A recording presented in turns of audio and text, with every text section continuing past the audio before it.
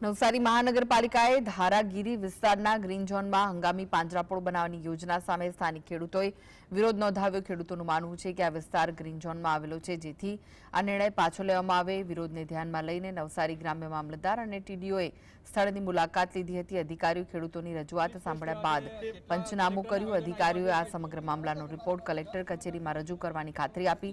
ખેડૂતોએ જો આ સ્થળ પર પાંજરાપોળ બનાવવામાં આવશે તો ઉગ્ર આંદોલનની ચીમકી ઉચ્ચારી છે।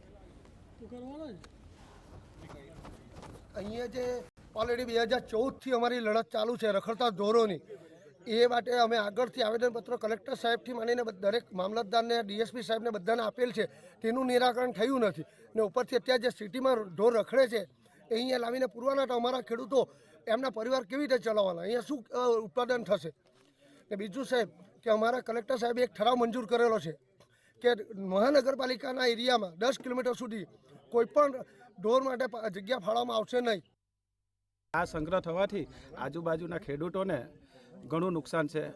ખેડૂતોને રોજીરોટીનો સવાલ છે, માટે અમે સખ્ત વિરોધ કરીએ છીએ। આ સીડીઓ તળાવની અંદર સતત પાણી આવે છે ઘણા વર્ષોથી અને પાણીનો સંગ્રહ થાય છે। હંમેશા માટે આ તળાવ ઊંડું કરવા માટે પેલું થાય છે, એને પૂરવા માટે ને એટલે માટે જાનવરો આવશે અને આજુબાજુના ખેડૂતનો વિરોધ થશે, માટે અમે આનો સખ્ત વિરોધ કરીએ છીએ।